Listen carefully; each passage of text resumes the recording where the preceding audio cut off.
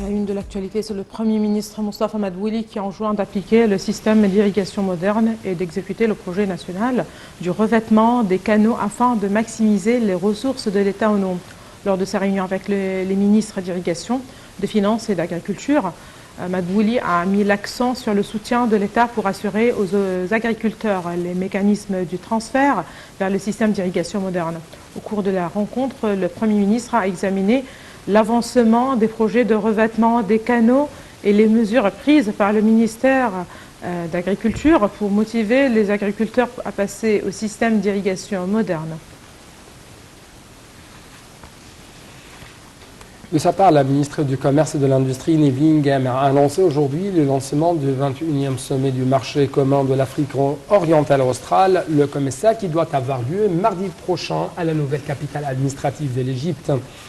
Le sommet doit se tenir avec la participation de représentants de pays africains membres du COMESA, du secrétaire général du rassemblement, ainsi qu'un nombre de présidents des rassemblements économiques africains. Lors d'une conférence de presse tenue avec le secrétaire général du COMESA, Mme Magama, a indiqué que le sommet se tiendrait sous le thème « Renforcer notre résilience pour une intégration économique numérique stratégique ».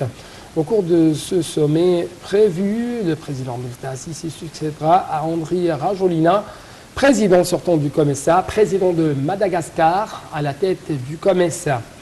Le chef de l'État doit également lancer la stratégie de COMESA à moyen terme 2021-2025.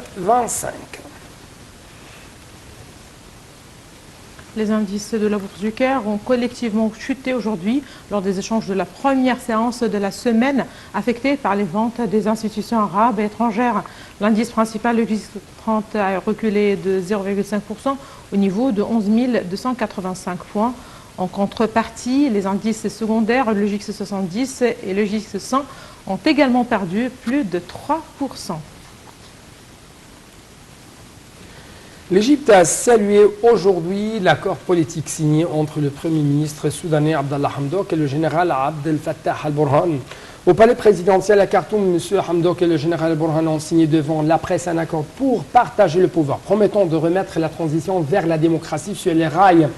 Ils répondent ainsi à toutes les conditions posées par la communauté internationale pour redonner son soutien au Soudan. Après la signature de documents, M. Hamdok a promis dans une courte allocution de faire cesser avant toute chose les fusions de son Soudan. M. Hamdok a d'autres fois ajouté que cet accord ouvrait la porte en grand à la résolution de tous les défis de la transition.